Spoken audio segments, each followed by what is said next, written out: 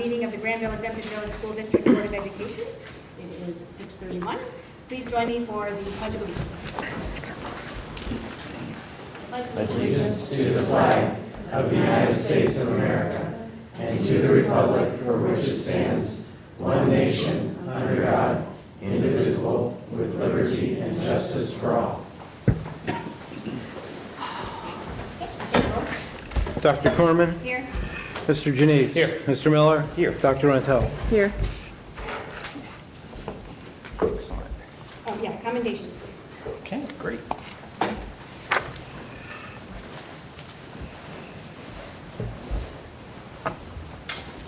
Good evening. Tonight it is my pleasure to recognize several of our students. First, we are going to honor two FCCLA members for winning gold medals at the National Family, Career, and Community Leaders of America Conference in July. Debbie Bigley and Ken Fisher were star event competitors along with 6,000 other participants at the Leadership Conference in San Antonio, Texas. Debbie competed in the Focus on Children's project with her first grade hand washing project conducted by the GMS FCCLA at Granville Intermediate or Elementary School and Granville Christian Academy. Ken competed in the Teach and Train project by teaching students and teachers to use various helpful and time-saving computer programs. Let's honor both of these students with a round of applause and come on up.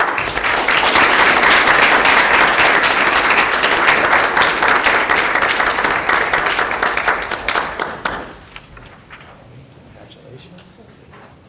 Okay, congratulations. All right, photo op time. All right.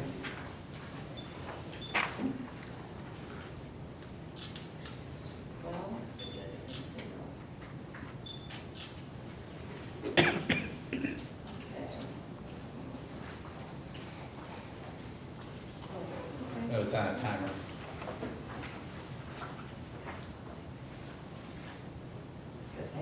Great. Congratulations.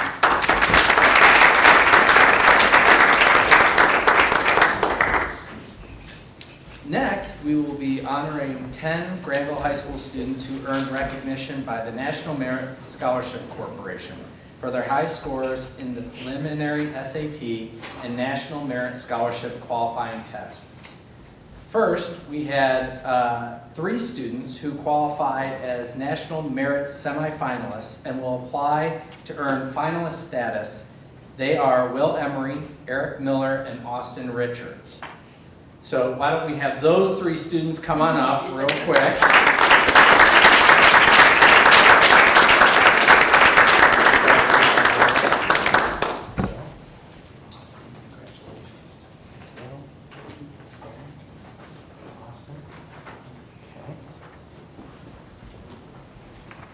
I'll stand on the outside.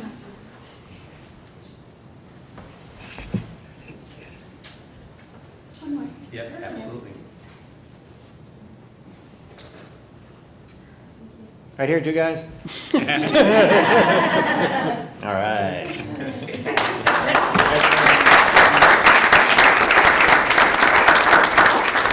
So these 3 students, wow, I have flashbulbs all over, I can't see. These academically talented semifinalists are among the highest scoring entrants in Ohio. Those who reach the finalist level will be notified next February, and their National Merit Scholarship winners will be announced at the beginning of April 2015. So we wish Will, Eric, and Austin the best of luck in that process. So, I mean, they truly are at the top of the class in Ohio as semifinalists, so congratulations. In addition, we have 7 students who are recognized as National Merit Commended Scholars for their outstanding academic promise.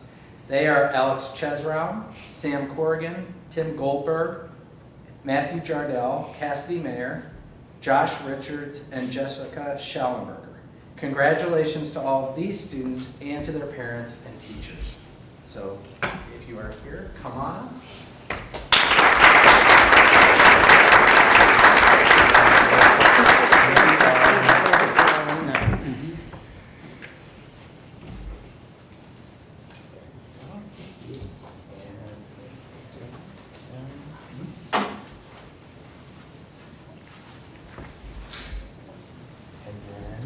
Jessica.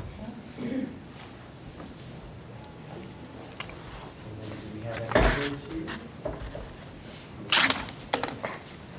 Stand right here and then we'll take them.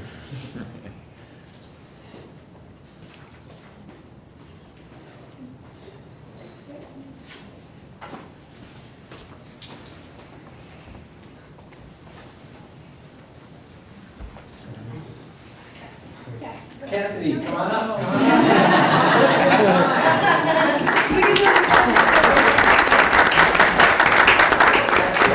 You were the most efficient member of this group. You walked in just in time, and you'll be walking out in 2 minutes.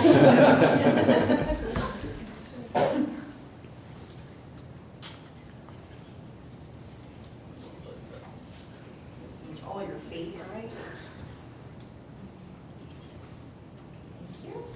Congratulations.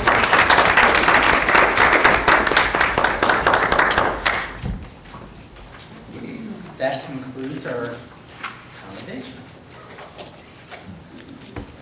Now, you are free to stay, but if you don't feel like staying for the evening, you are free to go. The board is going to conduct their business now, so feel free.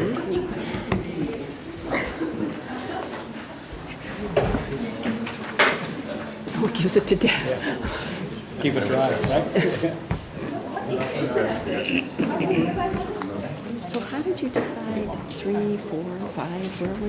How did you know how to draw the line? I don't think that we knew how to draw the line. The worst was the last. That's the one where you had post-concussion syndrome and sensitivity to light and, So all the other ones were mild The ones? other ones he sort of got over pretty quickly. Selma happened when he was very young, 3, 4 years old, just running out of stuff. And the last, that worst one was 6. And that one was bad. How long did it take him to He never recover? played. We never let him play tackle. We always said, as soon as he was in high school, I need to get to high school. Mike, you need no introduction. Mike Sobel, District Treasurer, Thank you. talking about the 5-year forecast. Thank you. How? This is the presentation of the semi-annual 5-year forecast. The forecast is due to the state by October 31st. We're required by law to do this twice a year. What we're going to go through are the assumptions for the current and the next 4 fiscal years as far as what we're anticipating the financial situation of the district. First thing we'll do is take a look at how the current forecast is relative to the forecast that the board approved back in May. You will see it actually has not changed very much. Overall revenues are only 0.2% difference from what we had forecast back in May. The blue line is the current forecast, the red line is the May forecast. Just very minor differences in each of the categories, some up, some down. On the expenditure side, overall expenditures are about 0.6% lower than we had forecast in May. A good portion of that was because we ended up getting a couple of retirements that were not built into the May forecast. And yes, there's a couple people go out at higher levels of salary and the replacements coming in at lower. That's the primary cause of the little bit of decline in expected expenditures that we saw since May.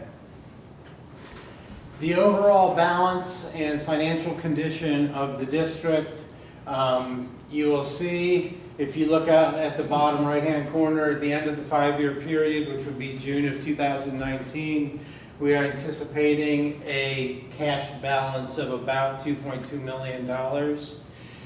Looking at the revenue over expenditure, how we're doing on a current year basis, we are running in the black for this year, expected this year from next year. In 2017, we are about at a break-even point.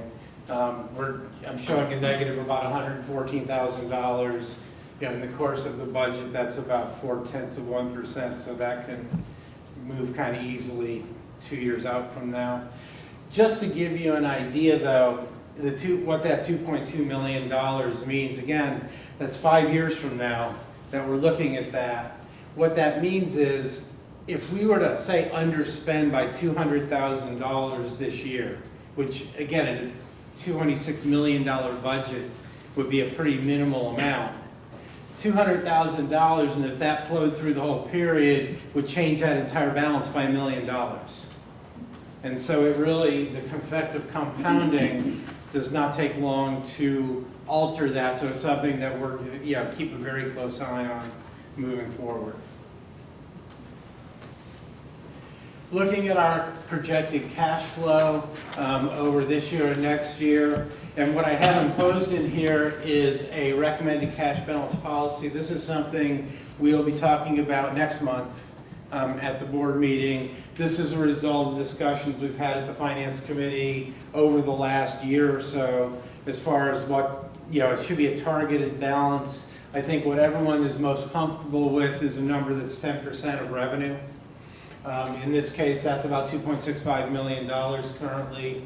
And so if that's a cash balance target, you'll see in 23 of the 24 months through this next fiscal years, the anticipated balance is being above that level. We are expecting to fall slightly below that level in January of this year, but not very substantially below.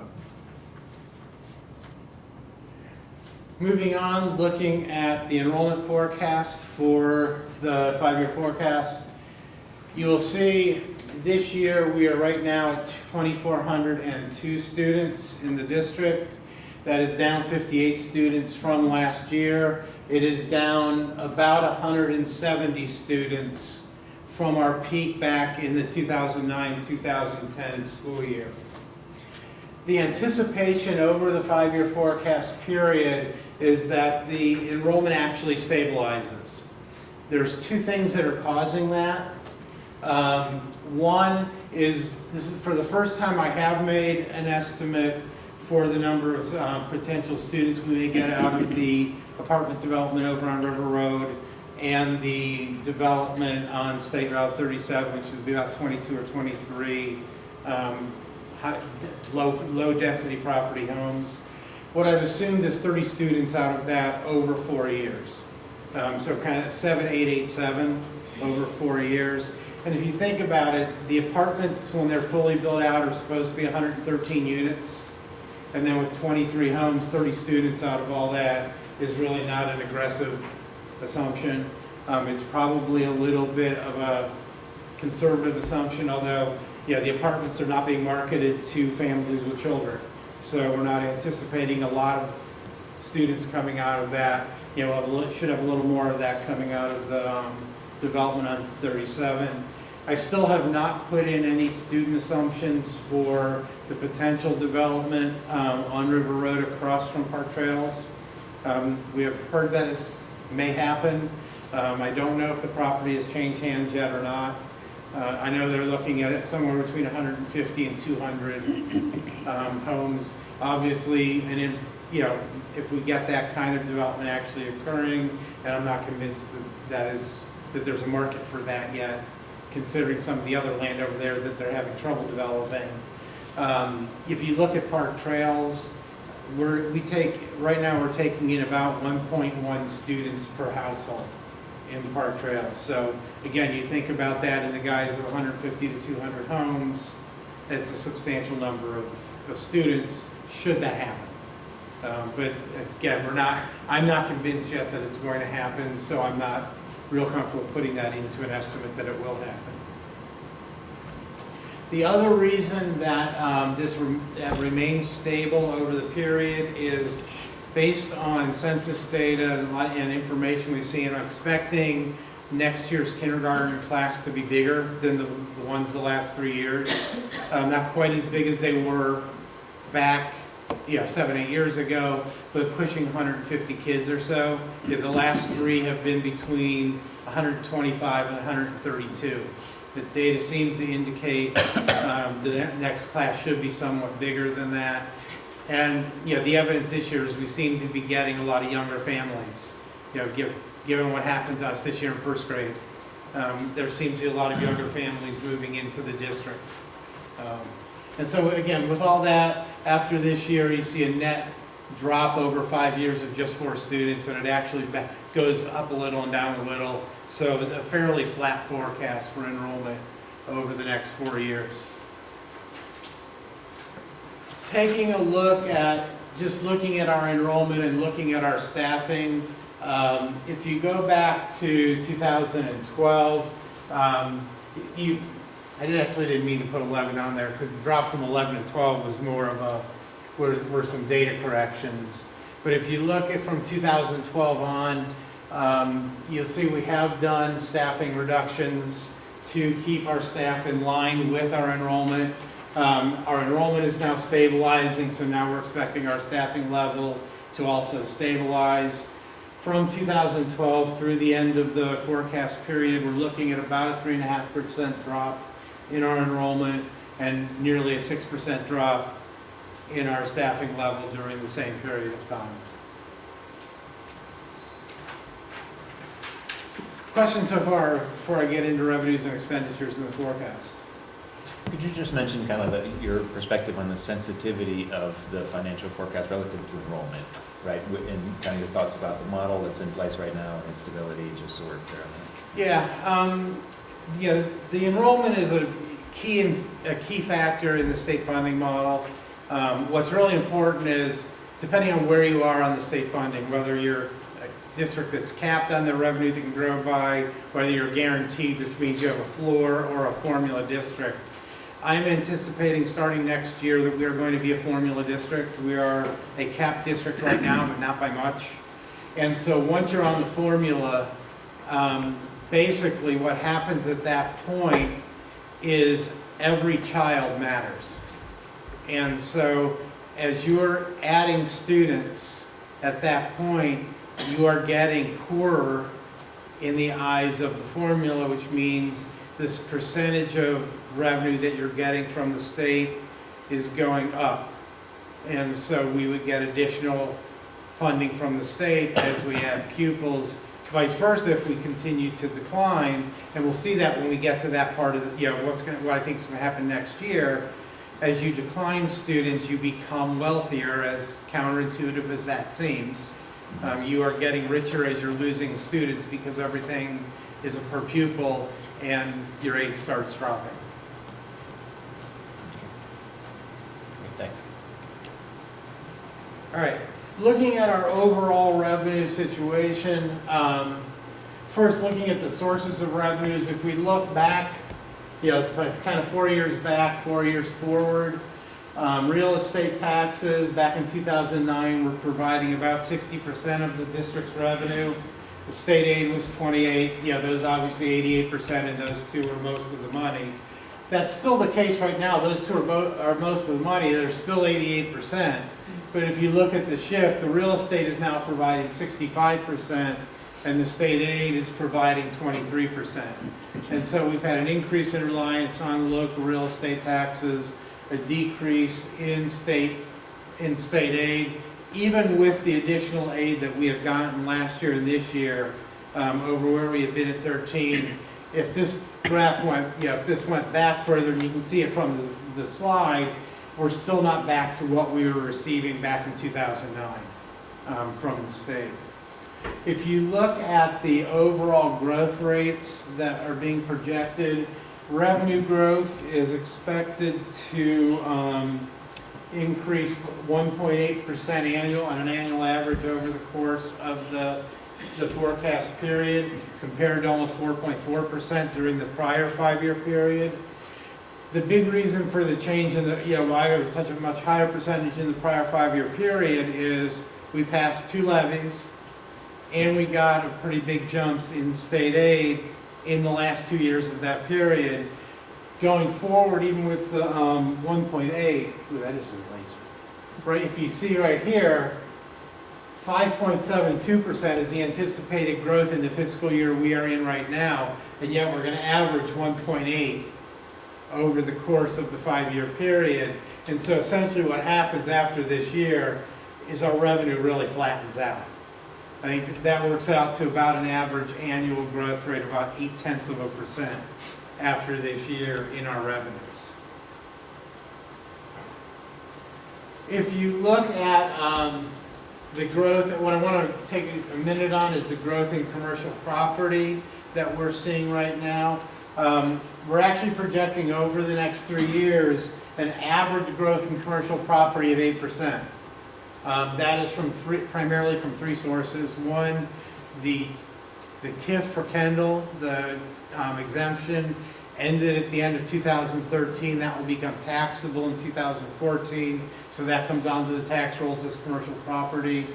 You've got the new apartment complex that we talked about. Because those are multi-unit complex, buildings, those will also come on as commercial property, not residential property. And then, of course, we have the senior living facility going in at the corner of Weaver Road and South Cherry there, which they seem to be making quite good progress on. So every time I go by, it looks like there's another building half up that wasn't there that morning. You have a question, Katie? When you're finished. Go ahead. The purchase of the Granville Inn, does that affect anything because Denison is nonprofit, or are they No. going to be separately held? It does not, as long as they are still using it as a public facility like they're planning to, it remains taxable.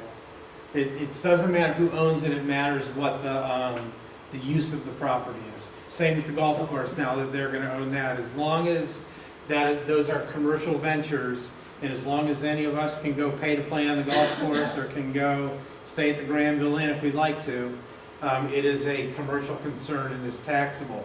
If sometime down the road they were to decide they want to make the Granville Inn into a new dorm, at that point it would be used for an educational purpose, and they could then apply for tax exemption because it's no longer a business operation.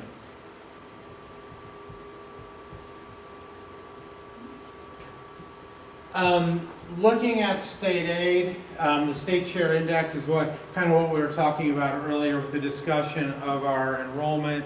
The state share index is what is driving our money that's coming from the state. And what you'll see is there's really not a whole lot of difference between what I was forecasting in May for a state share index and what I'm forecasting now. The current year, we are just a tiny bit lower right now than we were back in May.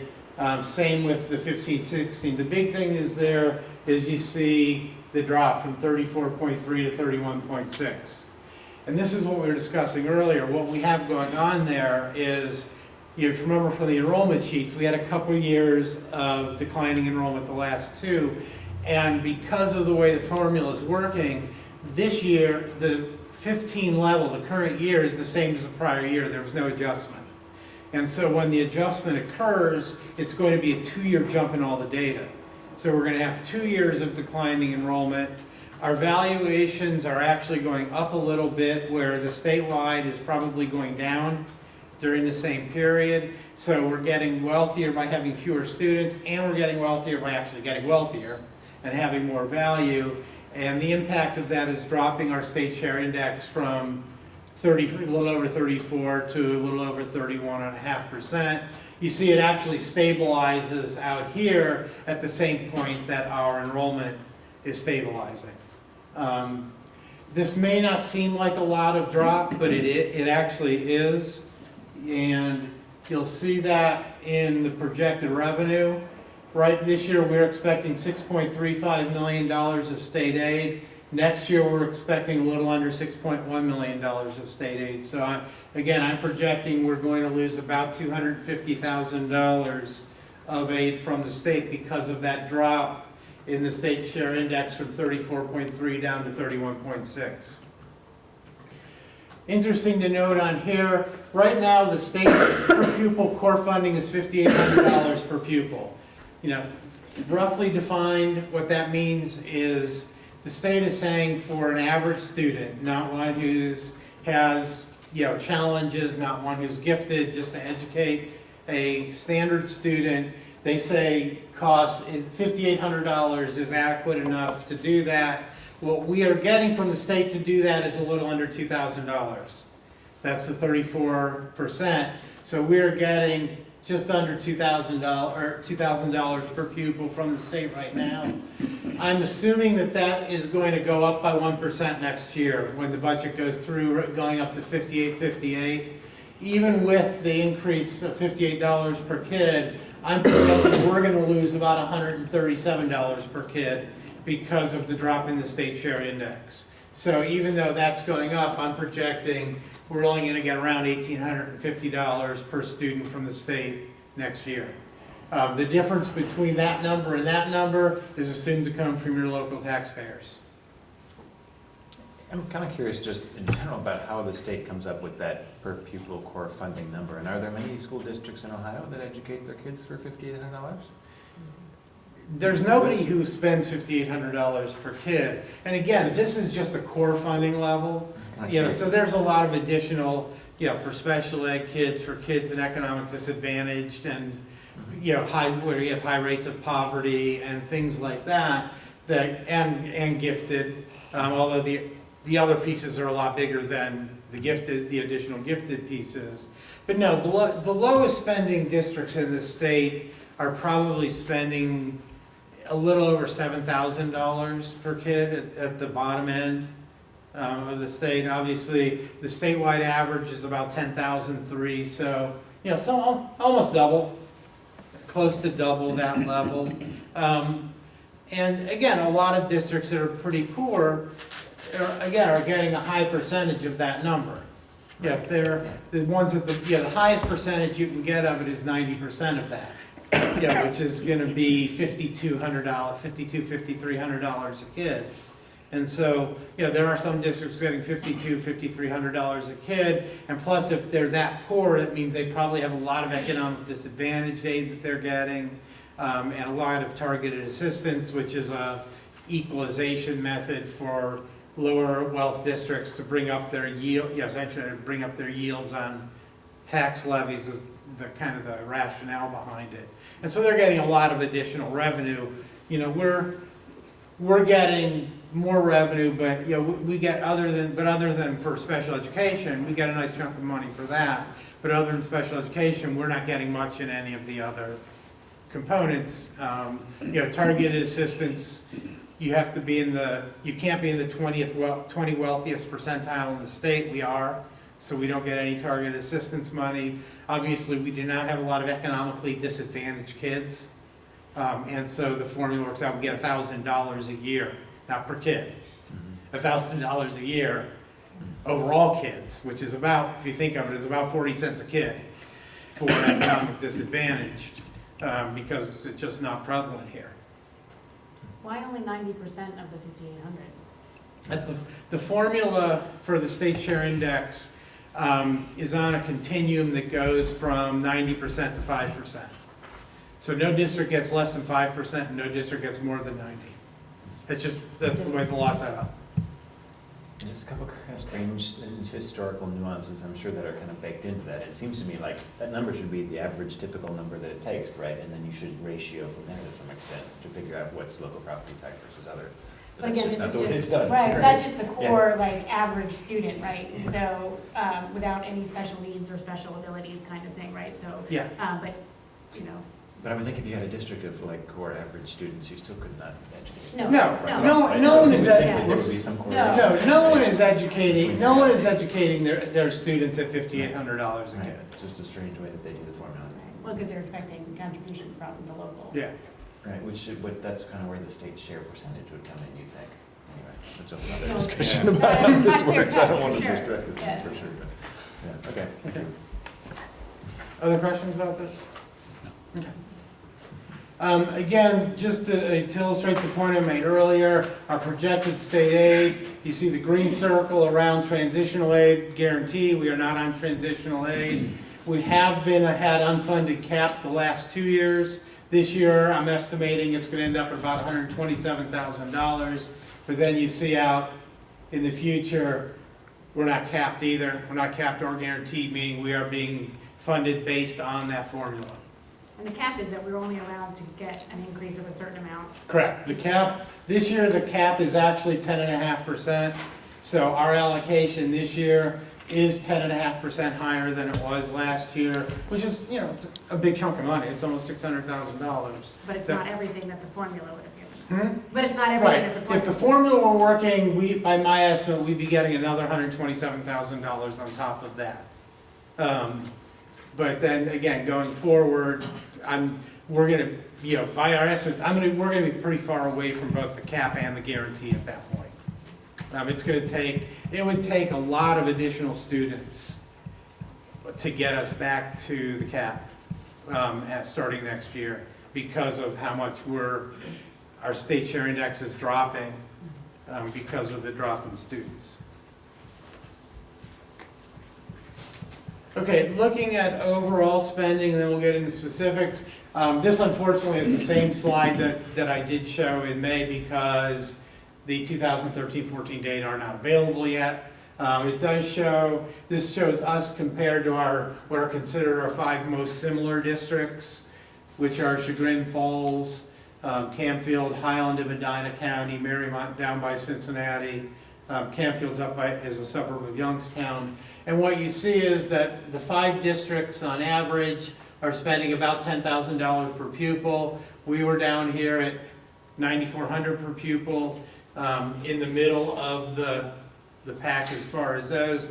If you look at some of the districts around Franklin County that we're often compared to, this $10,000 number is really more like $13,000 or $14,000. If you look at places like New Albany and Upper Arlington, Grandview Heights, Bexley, those type places, they're spending $13,000, $14,000, $15,000 per kid. We're getting just as good, if not better, results right now at $9,400 per student. Looking at our overall spending, it's kind of hard to see the bottom line there. We're expecting an overall growth over the period of about 4% a year, compared to a little over 1% over the previous period. Again, why is that? If you look at our salaries went up only 1% versus 3%. Remember, we had the reductions in the middle of that last 5-year period. That caused a very large drop in our amount we're spending. Then we had a series of retirements because of the changes in STRS, and so that also held down our costs looking backward. We don't have those same things going forward. We do still possibly some of the STRS effect, but not the big decrease like we had because of the cuts in staff that we did 2 years ago. So you do see our annual projected rate of a little over 3% on salaries is not a bad thing. Slightly higher than inflation, not much. We do have the issue with our benefits. It's growing about 3 times what they were also last time, but a much bigger number. That's being almost completely driven by our health insurance costs.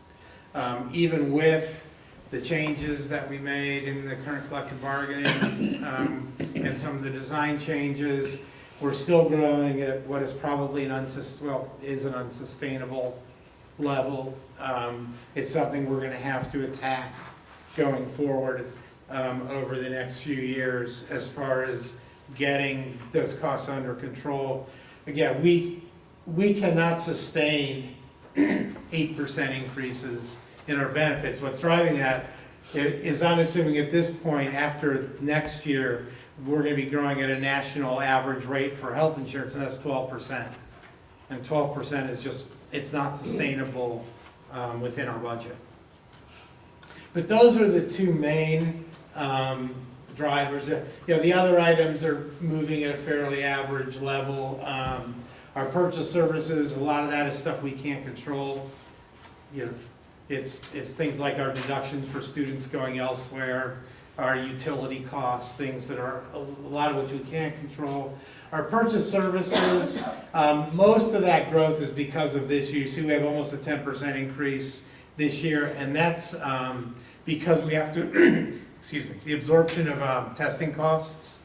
We were able to use Race to the Top money the last few years to pay for a significant portion of our testing costs. That money is gone now. The Race to the Top program ended at the end of last year. Last year, we were able to spend $35,000 for Race to the Top that we're going to have to absorb this year in our regular budget just to cover the cost of testing. And so that's what's driving most of that increase there. Just taking a look at a little more details with the salaries, there's the big drop in the middle that we talked about. We also have a year in 2014 that had 0 growth, and that was because we had a huge number of retirements. We also only had a 1% increase in the base salary that year, and so the combination of those things kept that from growing again. So again, we had 2 years of 0 and negative here, which is what held that 5-year average now. And you see this, it's a fairly stable this year as far as, or over the 4-year period as far as the annual growth rate. And really in line with the growth rates we were seeing before we went through the reductions. Benefits, again, we got the same benefit here from the reductions in staff, and again, that's partly what held down the benefit growth rates. But the years otherwise, you see here, there's an 8% rise. This year there was like about a 7 to 8% rise back in 2011. That's all being driven by healthcare, and that's what's driving these larger increases out here. Summary, close up, answer questions. Again, I think that we're going to, we'll be running a surplus the next couple of years. We'll be close to balance in the 16-17 school year. $2.2 million estimated in cash at the end of the 5-year period. Barring something that's not being foreseen right now, we're not anticipating needing to be on the ballot for an operating levy during the 5-year period, for the 5-year forecast period. The major risks to the forecast, the major risks and the assumptions, healthcare premiums are always a big risk. I think that the assumptions I'm making have a balanced risk in them. They could be higher, they could be lower. Higher is going to be a tough pill to swallow, given where we are. Obviously, we need to do work to control costs in that area. And then, the last piece is the fact that we're on the formula now for state aid. We're assuming the formula that's been in place the last 2 years is going to still be there.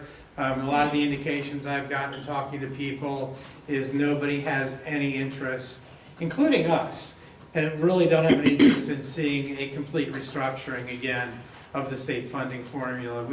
Most of us feel 3 different formulas in 4 years is enough of that, and it will be nice to have a formula in place at least for a couple of years. Most of the research that I have done in working on it, working with other districts, the formula actually is kind of working. There's some glitches to it and some things that may work better than others, but it is kind of working as designed, and it's giving the results we were expecting it to give, which again, that's a good thing. You may not like the results, but at least the results are intentional. Yeah. They're intentional, they're fairly predictable. Obviously we have the enrollment issue we have to deal with as far as the forecast, but the formula is kind of working, really. Better than I thought it was going to when it first came out last year and we were dealing with it. I think a lot of the concepts were very new, and until we had a chance to see the revenue getting distributed and see what it was doing to districts around the state, once we've had a chance to really analyze it, it actually seems to be working okay, and probably is not worth making I don't think anyone wants to see wholesale changes made to it. Some tweaking, yes, to make things go a little smoother. Wholesale changes would probably drive a lot of people to do things that they shouldn't really want to be driven to do. Because I think, as I said, 3 changes in 4 years is enough. It'd be not, stability would be good for a change. So that's the 5-year forecast. Later on in the meeting, you'll be voting on the actual 5-year forecast, which is in the packets. That basically is a more detailed sheet of paper that has all of this in it. Answer other questions. Thank you, Mike. Mr. Brown's going to give us policy updates. Yes. First reading Do you have a of PowerPoint? policy. Yeah, I do. Rob's coming over. Rob finds it. Okay. Sounds good. All right, as the next PowerPoint's getting queued up, as a Board of Education, 2 times a year you go through a policy update. Policies obviously govern the way that we behave in the school districts. A lot of those policy decisions are driven by Ohio Revised Code or statutory requirements. So this is our October 1st reading. As a Board of Education, you do a first reading, you ask questions, and if there's any tweaks to be made at the second reading, the final reading occurs and it becomes board policy. So just to give you an idea of the depth and breadth of policy changes, these are all policies that have been revised based on some type of statutory change or requirement, and this is the list of other policies that also have been impacted by some type of change. So obviously, quite a few changes to board policy that we have to go through tonight, but I'm going to go relatively quickly and not touch on all of them because some of them literally are a date change.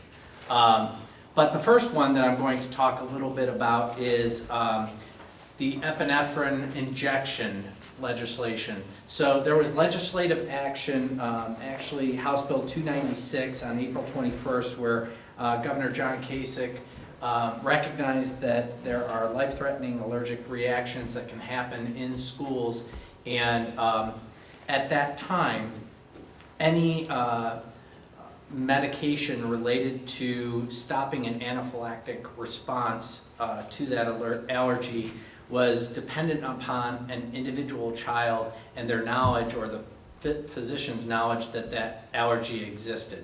And so we would have a prescription for an individual child that epinephrine would be administered to if there was a reaction. There's recognition that a lot of times at early ages, allergic reactions are not known. And so the first time you get a bee sting might be out on the playground at an early age, and that incident could be fatal to a student that has a bee allergy. So if you think of it like that little box over there on the wall, the AED, it's a similar type policy. This policy allows us to keep 2 EpiPens. An EpiPen is an actual brand name, so but it's an epinephrine injection tool to keep 2 at the school district or in each building that are general in use. So a student does not need a prescription to be administered epinephrine if there is a life-threatening anaphylactic response. So this policy, or this was legislative action, as I said, April 21st. Our process, we have been working with our partners, Chief Hussey and Dr. Bill Knobloch, who we partnered with and said, would you be able, part of the requirement from the legislation is that you had to partner with the doctor to actually write the script. So Dr. Knobloch sees a lot of students in Granville, and he said I would be happy to participate in that program. So what we did is we took the legislative requirements, the district requirements, that we needed to have a protocol specifying the definitive orders for the EpiPen, different dosage that we would have on hand. We had to identify 1 or more locations. We have taken the approach that the epinephrine injections will be housed in a box similar to the AED, but in the school nurse area. We do not want it in the general use area because for the most part, it is used during school hours for children. There are some cautions that Chief Hussey and Dr. Bill Knobloch gave us related to our policy for people over 40, because it can, with a weakened heart condition, could cause a heart attack. So we really specified our policy to really focus on the children in our schools. It specifies the conditions in which they must be stored, replaced, disposed, the training that our staff has to go through, who has access to that, identify the specific emergency situations, and the symptoms and signs that people are exhibiting. requires assistance from medical service personnel. That's why Chief Hussey was involved. And then identify the specific people that will be involved. So it's policy GEVSD. We have completed the guidelines that take care of all of the legal requirements, and we will have an action plan in place that actually will go in the box so that if a person is unfamiliar with the tool and or what to do in emergency situations, it kind of walks them through. Much like when you activate the AED, there's a system that walks you through that process. And I know, I believe we're going to have some public comment later from people who have lived through, quite honestly, would be a horrific experience as a parent, having a child that has had an anaphylactic response. So that's the epinephrine policy. Can I just ask a quick question? Yeah, absolutely. How does this interact with those who bring their own? I mean, students will still be able to bring their own scripted, and that's still the priority if that were. Absolutely. So when a child has a known allergic reaction, we create an individual health plan for them. And that individual health plan really guides our response to that child. And it really is in conjunction with the parent and the physician. So what we try and do is outline that care that's tailored to that child, because it is known. Okay, good question, thank you. And a special thanks to Chief Hussey and Dr. Knobloch for putting their time into this, because, beyond the, state requirements and things, understanding our local schools and kids is really important. So it's great that they're involved. We always have great partnerships with our community representatives, so that's fantastic.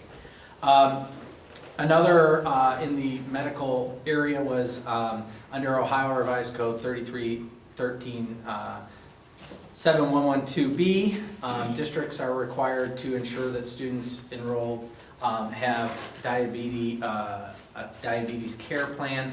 We have been doing all of this already. It's very much in line with our current practice, where we are checking and recording blood glucose levels, responding that are out to ranges that are outside of the plan. They all have individual health care plans as well. And then there are specific medications that need to be stipulated in the Individual Health Care Act.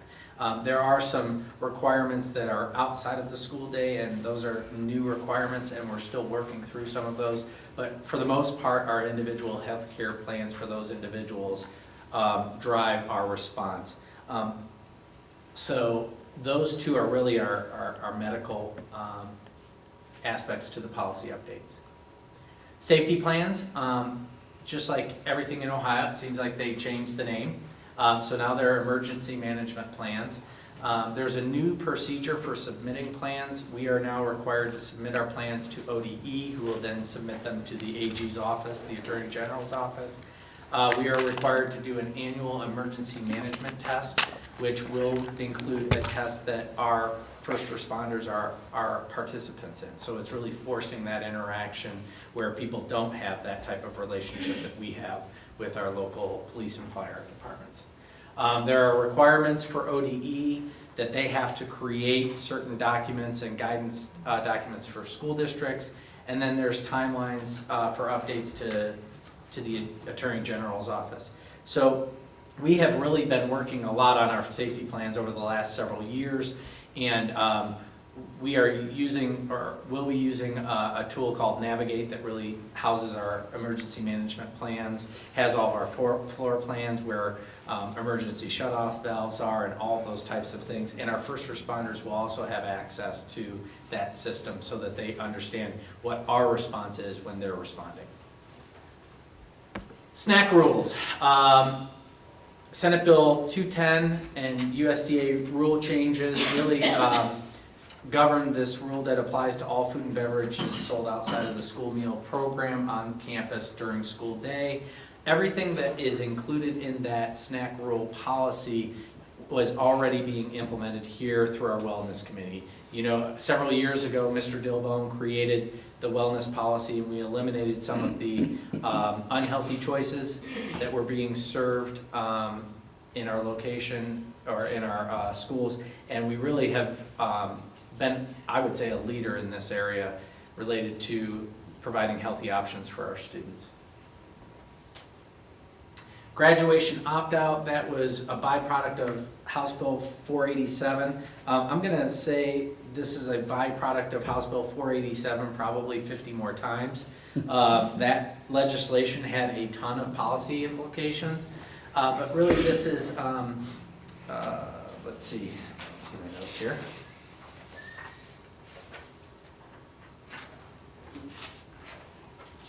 Get to the right page.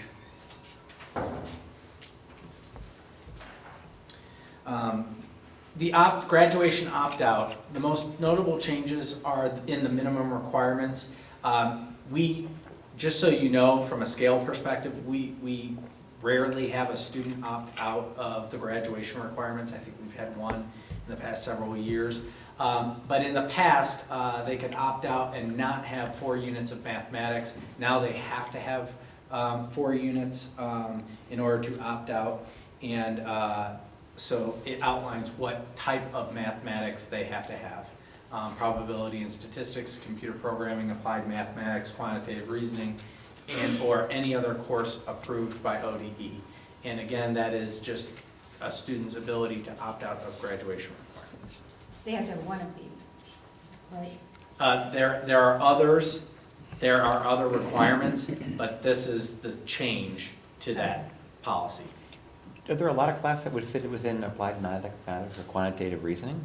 Or are those specific classes? Because I just don't recognize those kind of titles and how that kind of shakes out. He's looking to I'm read. gonna look to my mathematics and high school expert back Curriculum. there. Those would be more a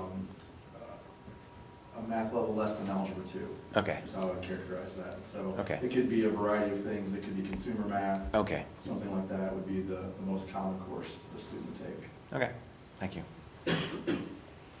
Okay, keeping along the lines of graduation, House Bill 487 also outlined some of the newer state graduation assessments required for a high school diploma. These are really the end of course exams that we talked about, or we have been talking about for quite some time with the next generation assessments. Involves 7 end of course exams, and you have to have a total of 18 points on those exams in order to earn a high school diploma at this time. I will tell you that I know for a fact that there's going to be some revisions to this coming forth based on feedback that we've provided, specifically around physical science. I think the General Assembly believed that they maybe lowered the bar with just a physical science component as opposed to raising the bar with a biology or chemistry requirement. So look forward to seeing some potential changes to that policy. But none yet. But Not yet, and it will, That's So- 15, it will happen in 15-16, so students entering 9th grade in 15-16 for the most part. Yep. Remember, a lot of this is evolving as we speak, and people are adjusting when they find issues. Career technical education, the term vocational education has been replaced with career technical education. This education may be provided through a relationship with a career technical education program. We have one of the best. Dr. Corman reports on CTEC every meeting, and we talk about some of the programs that they've added or that they provide for students that want to take advantage of those courses. So we do a lot of career technical education. We also have programs like FCCLA in our middle school and high school that also meet that career technical education requirement. The thing that I'm going to call your attention to is the student career advising policies. That is a requirement for the 15-16 school year. We do not have policies currently in place that would meet that requirement. Well, we do. We do some things already, but we don't have a board policy that stipulates the career advising policies. I would look that we'll have a sample policy to look at in May for the next round of updates. But again, it's solidifying that relationship with career technical resources for students that they believe that is their best option for post-secondary.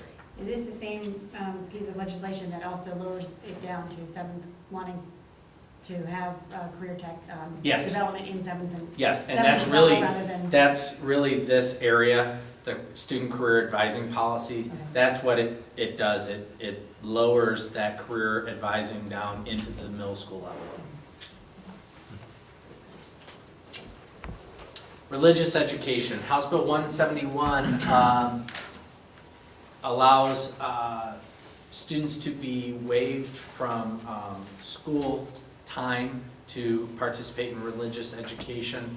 The student must, or parent must give written consent. The sponsoring entity must maintain attendance records. Again, school is compulsory. So if you're going to go to another entity for schooling in the religious area, then they want to maintain that attendance record. Transportation is completely a responsibility of the sponsoring entity or the parent, guardian, or student. No public funds are expended and no public school personnel are involved in providing the religious instruction. The student assumes responsibility for any missed schoolwork. A student must not be considered absent from school, so if a student participates in this, we cannot consider them absent. But I think it's really important, this last piece, a student may not be released from a core curriculum subject to attend a religious course.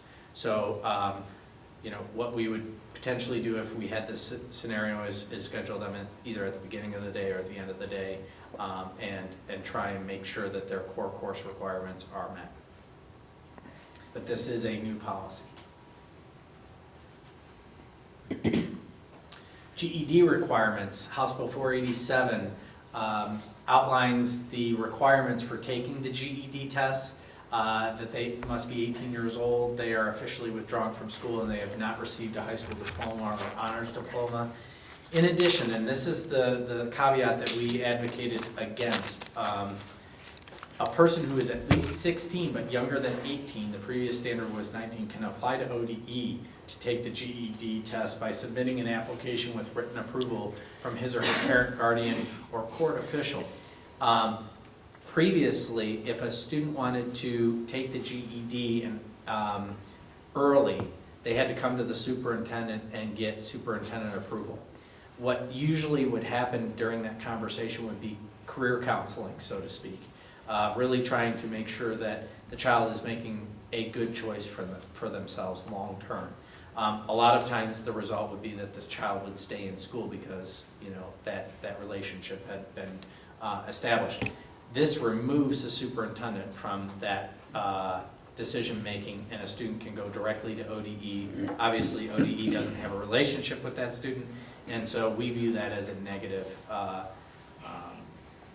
piece of policy. So, now the good news is we don't have a lot of students that take advantage of that in Granville, but I think if you are attempting to educate kids and get them to higher levels, we want them in school as long as possible to give them the highest likelihood of success after K-12.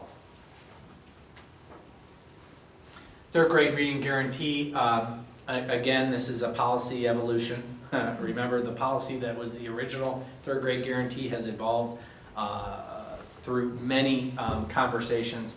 This is really adding a mid-year promotion to our current policy, IKE, and that requires that if a child passes either the fall administration of the state approved vendor assessment or the fall administration of the state reading assessment, then they may be promoted mid-year, okay? We've chosen to promote a child to fourth grade, and then actually we don't have any children that we have had that have fallen into the retention policy, but our plan was to promote them into fourth grade, but provide third grade reading instruction at that level. So that is a mid-year promotion piece that is added to our current policy. Other updates, there are some updates to concussion response for athletics, and most of those things are taken care of by our athletic trainers and or our doctors that are assigned to our students for those events. Textbook and instructional materials, the change really is requiring a participation from community or parents and the Board of Education, which we currently do already through our resource adoption process. Safeguarding student data is related to our EMIS system, which is our management system for student data, and how we enter student data into that EMIS system is really the policy change, and that it's not really a substantial change, it's just part of doing business, and then dropout recovery. So those were some of the highlights or lowlights, whichever way you look at them, from our policy update. And again, this is the first reading, and there will be a second reading in November, and they will be approved at that time. Any questions? The release time for religious instruction policy, Mhm. that's at least the documentation that you had forwarded to us, is we may or may not do that. Like, it's not a mandatory thing? We have to do some of it. What you see is what we are required to do. Okay. There are other permissive aspects that I am not recommending we do. Okay.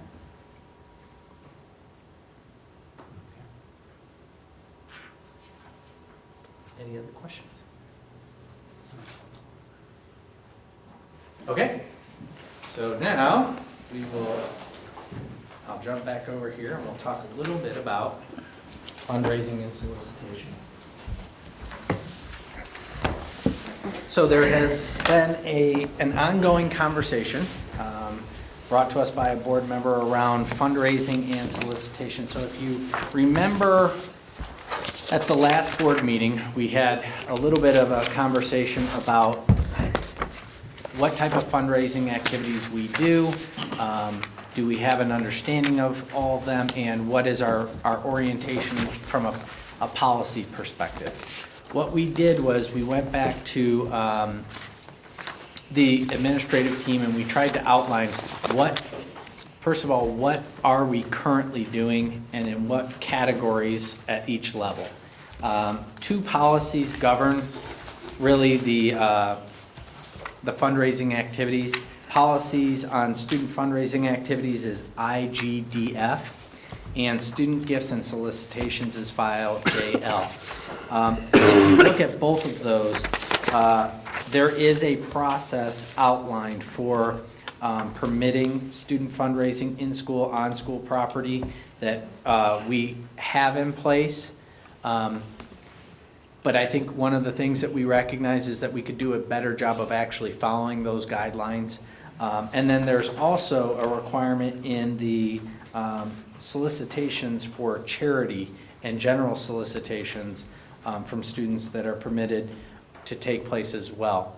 And so what we found related to our research was that there were some of the fundraising activities that were currently taking place, some mentioned at our last meeting, that really when you looked at what the revenue was going for, was really something that we should include as part of the budgetary process, that the taxpayers and the school district really have the obligation to pay for.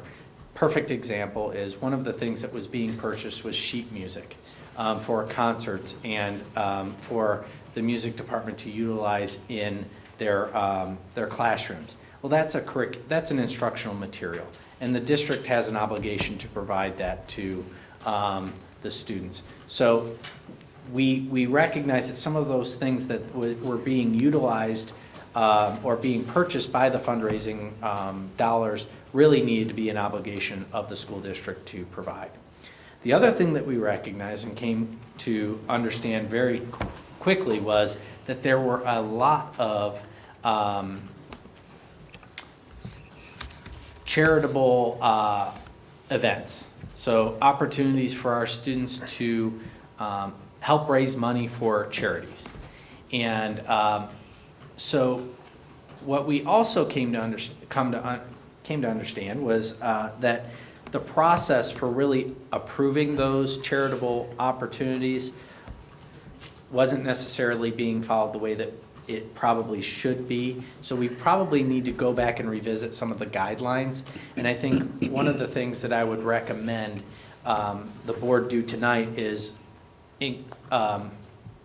ask me to come back with some specified criteria for alignment of what charities we support and how that fits into our overall mission and vision for the school district.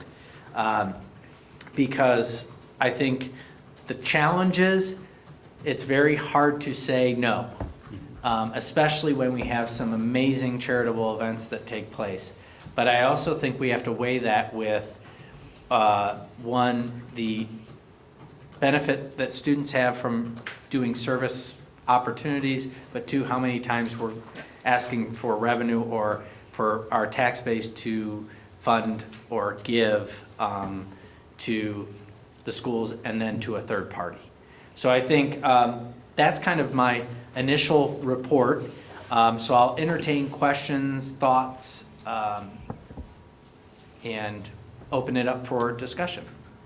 The question on the example you gave, and I don't, sheet music may not be the right example, but if that's a situation where it's a material that's part of the curriculum, and I agree with you that the district ought to be paying for that.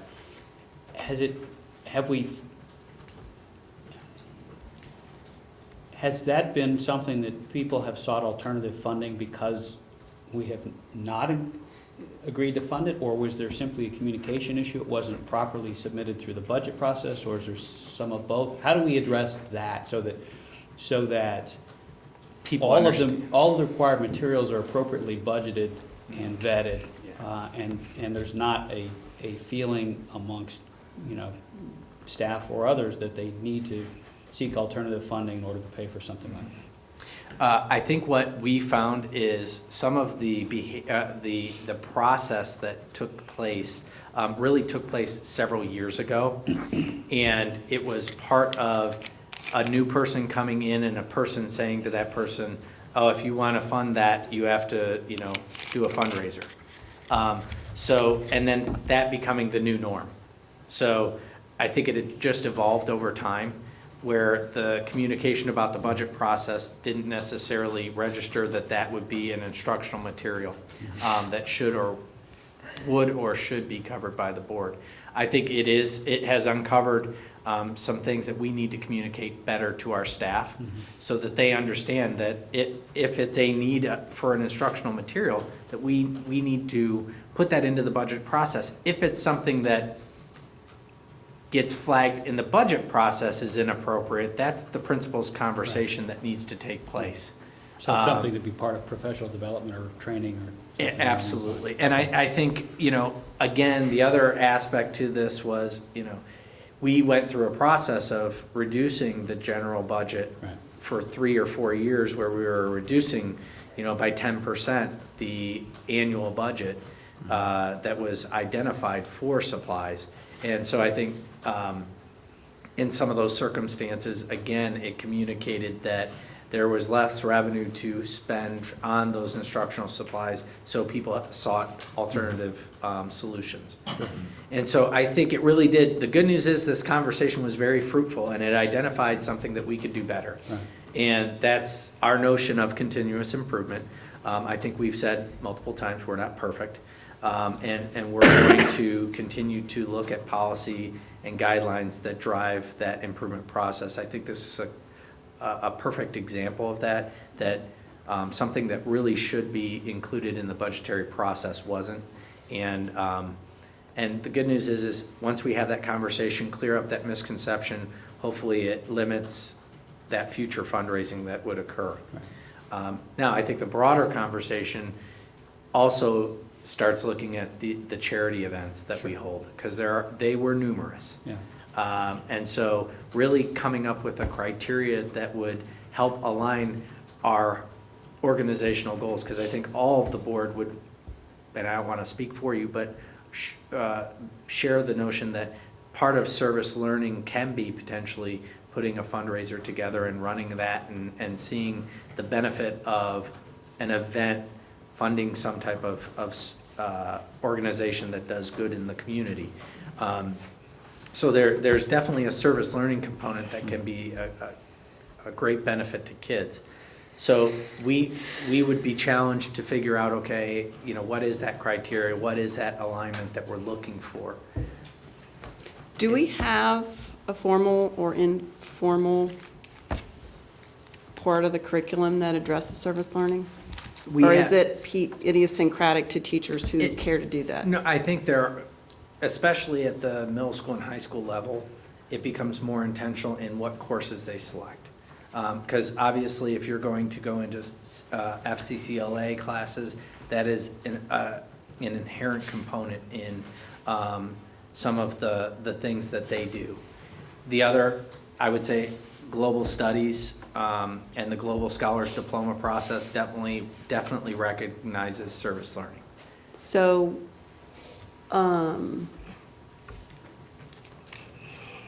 I'm thinking if it appears in places, does it make sense to put it also somewhere formally as we think about the strategic planning process? I think if I'm understanding you correctly, one of the things that the board has is the mission, vision, values, and principles. If services is a critical value or a critical principle of the learning experience that we provide, should it be included in that list of outcomes or dispositions or attitudes that we want for our students? And should we define, to some degree, like you were saying, in a different way, the kinds of charities or the nature of charity work, or however we, or staff or students, whoever's participating in that process, choose to create that structure so that it's not, because I think, and I don't want to put words in your mouth, but I think what we're trying to avoid is any student coming with any pet project that they want to do. It should fit within these criteria that start at our mission and seep all the way down into the kinds of things that happen in courses, right? Student-led, staff-led, some type of process that gets them to clearly articulate what it is that is the educational outcome that the students would receive, and then communicating that through the chain of command, I think would be an excellent start. Do we have a service committee or anything that students and faculty serve together in or on? Not that I'm aware of. So it's just building by building, Yeah. more or less? Yeah, I mean, we have, Extracurricular we groups that we are have focused the, on that. like, student council is probably the closest. Right, but they don't necessarily have a service component that is in their mission, so to speak, or are to be, because I'm just thinking of if you want to propose something, Yeah, Key Club is probably, right? like, I mean, they are a service club. But they're an organization that does service, as opposed to being a policy body that says, this project that you're proposing fits within our district's Correct. mission. No. Right, Yeah, that's yeah. kind of the level that I'm looking at. I see what you're saying. No, we do not have that currently. But there might be That's- an opportunity to integrate that with things. Well, like that's what I'm- Club I'm and like thinking with the of. student council and with a couple faculty advisors or coaches or somebody that, is aligned along this way. That could help us set up that umbrella of like, how to structure. Well, and while decision by committee can often be laborious, it might be a better, it might be a learning experience, and it also might remove it from just the principal having just to decide, or you having to decide, per se. Right. No, I think that's an excellent suggestion, and we'll look in, if I'm directed to, we will look at some of those options. I think the other thing that I'd like to recognize is that, we have a lot of support organizations. We have athletic boosters, music boosters, Brad's in the room. We have a robotics group. We have the Granville Education Foundation. We have a lot of support organizations that do fundraising so that they can have, our students can have above and beyond what is a minimum budgetary requirement from our perspective. And I want to always take the opportunity to thank those organizations publicly, to say thank you for all that they do, because they really do provide a lot of necessary and extra enhancements to our programs. So, I think you're right. I think that we benefit, the students and the community benefit greatly by that. And, there are some fantastic events that have been student-led. I mean, Volley for the Cure and others that sort of have, generated from the ground up. And I don't, speaking for myself, I don't want to discourage that. I think that that's a remarkable effort by students and staff and parents and the broader community. I think that's great, and we should find a way to structure that, but there has to be some sort of structure for that, at a minimum, that recognizes that when a school organization is sponsoring an event like that, it puts our tacit or express endorsement on that. And so we just do need to come up with a program so that everyone understands what it is we're accomplishing, what the framework is, and what's appropriate and not. I think we've been fortunate, at least to my knowledge, that there have been some great events that have been sponsored, and we haven't, that I'm aware of, had any events that haven't been so well received. But we need to make sure we pay attention to that. So I'm certainly in favor of giving you the direction to go out and engage the various groups that are doing that, and would invite them and encourage them to come here and speak to us when we bring this up again, and let us know what they're seeing and what's important. But this to me is and I'm really glad that Katie brought this up. And Amy. And to me, this is a great opportunity really to put some support around something that's really quite a unique accomplishment in the community. absolutely. I have one more question. Yes, ma'am. Just, can you, I was trying to pull up the data that you guys sent us. The column under the athletics, could you just talk a little bit about, are all those pieces, things that are addressed to go above and beyond the bare minimum that you were just talking about? Or are they specific to a service project, or how, because I was I quite, think what I there's a guess long what I would list. say is some of those things are commingled. There are the boosters groups, and Brad, you can jump in, but I think their orientation is to try and funnel all the fundraising through the booster to support the entire program, so whether were it's all music of or those athletic. booster, they weren't, or were they? I Yes, couldn't tell from the list. all of them were funneled through the boosters, Okay. but some of them were specific to a specific athletic team. Okay. And so what we're trying to do is, one of the things that we're going to talk about is, I think their orientation, boosters' orientation, is to fundraise for aggregate benefit.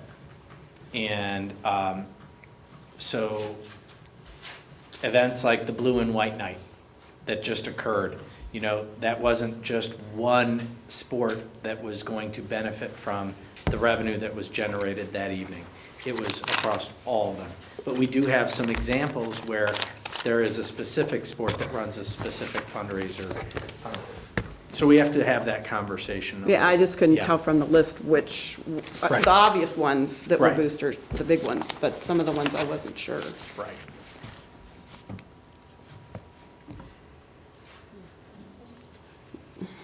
So, So do yes. I have a directive? Yes, you do. Okay, thank you. Sorry, yes. So, We and- would like to continue this conversation, I Yes. think, in couching it in the auspices of a larger philanthropic philosophy and outlook for the district, but also how that is going to intermingle with booster groups and charitable fundraising and the like. So- And the curricular service and learning curricular component. service learning, Yep. absolutely right. So how does that all fit together in a cohesive picture?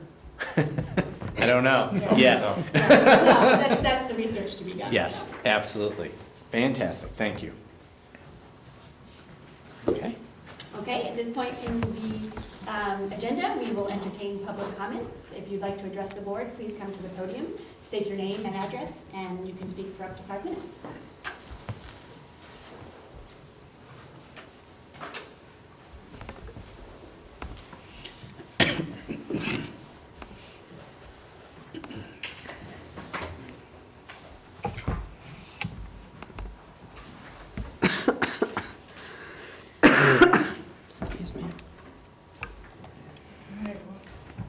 There's no microphone.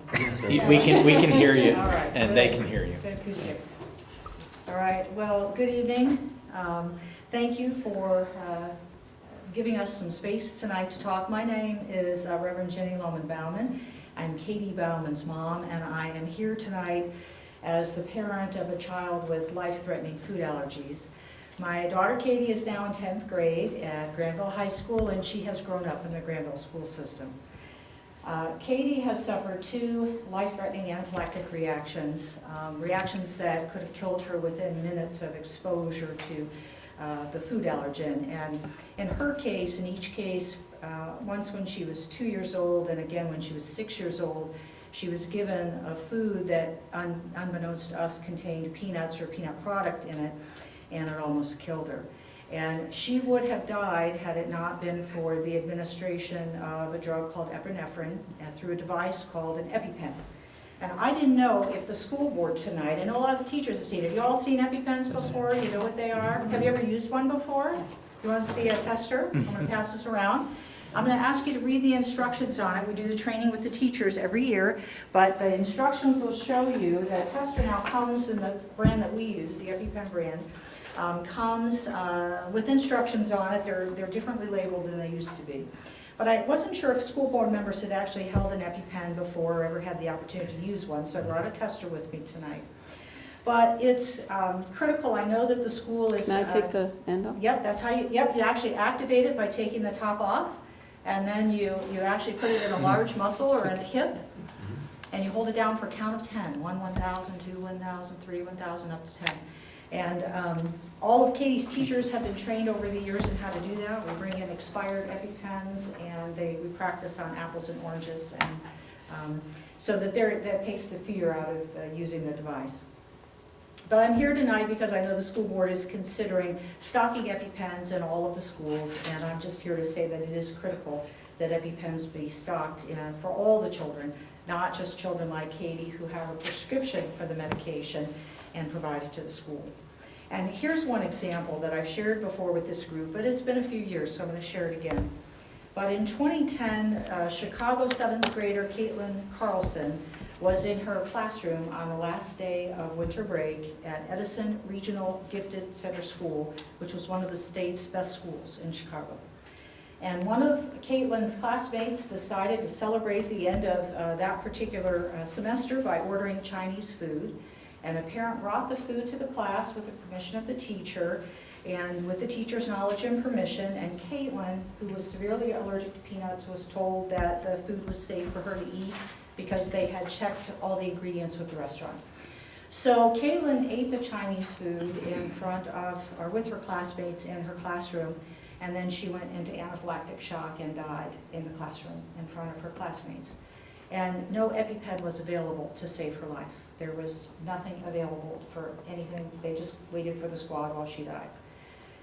And to share another case, in Massachusetts, a mother of a high school sophomore, who's Katie's age, that high school sophomore had food allergies, and the mother finally took action in her school district after 3 young people in the state died in school from food allergies within 2 years, and deaths that were really utterly preventable had EpiPens been available in the schools.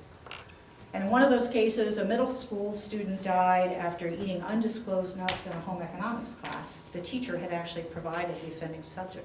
We've had that problem here, where folks want to use nuts for experiments. But the parents of that boy filed a $10 million lawsuit against the city and against the school district for failing to keep their son safe at school. And no EpiPens were in stock at that school to save the life of that boy. Now, each year since Katie has been in Granville, now I'm going to cry. She's here tonight. But each year I've worked with Katie's teachers and the school administrators to develop policies and procedures for keeping Katie safe at school. And in case you missed it, I'm so proud. But I want to thank Chuck Peterson. But Katie did a good job of telling her story. She was in the Granville Sentinel last week. If you don't know her story, it's here. The reason I'm proud is because it's not just her story, it's that she took her situation and wanted to make a difference for other kids. She's had parents who've advocated on her behalf, who worked with Granville Child Care and the school system throughout the time Katie started here. She was one of the youngest kids here who had allergies this severe, and she was the first in the school system to come in with a school food allergy plan, asking the school district to update its policies.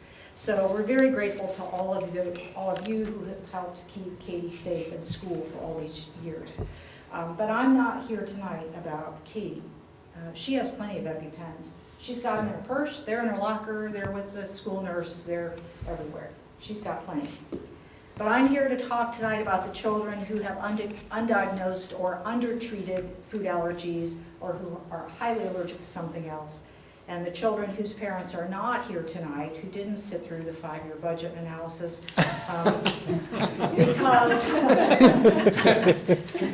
but yes, that those parents who really don't know that death really lurks around the corner for their child at school due to the lack of an EpiPen in the nurse's office. More than 3 million children now have food allergies in our country. It's up to 6% of all the kids in our country have food allergies, and there's no treatment or cure for food allergy yet. And according to Dr. Ruchi Gupta, a leading pediatrician in the field, timely administration of an EpiPen is a child's first and primary line of defense in the event of anaphylaxis reacting from allergic reaction. So let me conclude tonight with sharing with you about what Chicago has done post Caitlin Carlson to prevent any more unnecessary deaths in school from anaphylaxis. This report, actually I just received this today, a report showed that during the 2012-2013 school year last year, Chicago became the first large urban school district in the nation to supply all schools in the district with EpiPens. So Chicago became the first to say we're putting EpiPens in every single school, whether you have a prescription or not. And in a just released report co-authored by Dr. Gupta, he found that in the first year of this new policy, more than 30 students were given the emergency life-saving EpiPen. And more than half of those students did not know that they had an allergy at the time of the life-threatening reaction. And as you might guess, most of the reactions occurred, the emergency reactions occurred in elementary schools with the school nurse administering the medication most of the time. And Dr. Gupta wrote this. He said, "This is definitely an issue in schools around the country. We think the situation in Chicago schools is representative of schools everywhere. Stocking EpiPens in schools is an essential step to keep kids with food allergies safe." So tonight I applaud the Granville School Board's plan to stock EpiPens in all of our Granville schools in accordance with the new Ohio law that marks the first time that Ohio schools can stock undesignated EpiPens. And I urge Granville School District residents to learn more about food allergies. You can go to www.foodallergy.org and you can learn about school food allergy action plans. You can learn about putting teal pumpkins on your front porch for Halloween. If you're going to let food allergic kids know that you're going to have non-food treats available so they can trick or treat at your house too and not worry about food allergies. There's lots of information out there that wasn't there 13 years ago when we first started this journey in Katie Star Preschool. Sorry. Since she's here tonight, I get emotional. But Granville continues to lead Ohio in keeping our children safe in school. And it's not a moment too soon, as Caitlin Carlson's parents would tell you. Thank you. Thank you. And thank you, So Katie. I'm going to pass around the real EpiPens and the article, just in case you haven't seen it. And I'll get those back. And again, thank you very much for letting us have the time to do this, because there are Sitting on my kids, counter. unfortunately, who are not here today, and their parents have really worked very, very hard to change laws across the country, and we're so grateful that you all we're willing to do this really with no opposition, Yeah. and really with no questions asked about the cost or anything like that. It was really just, it's going to save a life, you're all going to do it, so thank you. Thank you for your leadership. Thank you. It seems to me that, these are as important as the ED. Absolutely. So we have an ED, and so it's just the next step in keeping our children safe. I just had a question for you in terms of the procedures are we training staff? Like, we train staff on AEDs. Is it specific staff, or is it anybody interested? Yeah, or? we do have trainers available, so we train and we will train and do train all of our staff on the use of EpiPens. Here's my article. Great. Yes, it is, thank you. And I always, like I said, when Katie's here, I get emotional. It's been a long journey, but Granville has always been incredibly responsive, and we're so grateful for that. So, thank you. Thank you. Would anybody else like to address the board at this time? Ms. Beck? Sorry, I don't be quite so long. Take your time. Take your time. But for those of you who don't know me, I'm Brad Betts, still residing on Deeds Road in Union Township, on the other side of the tracks that doesn't lose power. Now you've jinxed the neighborhood. Yeah, probably. But I'm still serving as president of Granville Music Boosters, and it was kind of ironic that you had this on the board discussion tonight, because after the comment that came up at the last board meeting, I thought, well, it's been a while since I've addressed you guys. I thought I'd share what we have done here over the course of the past year. If you hadn't gone to one of the concerts this year, this past school year, the Granville Music Boosters raised and gave back to the music programs about $35,000, choir, band, orchestra, K through 12, elementary, middle school, intermediate, high school. That doesn't include the purchase of $9,200 for the new choral risers, which was done partly with the funds from the Energy Co-op Operation Roundup grant, $2,500. So that's kind of what we do. And yeah, I'm in for a discussion about further fundraising. So one of the things that we don't do is we don't involve the students in a lot of individual fundraising.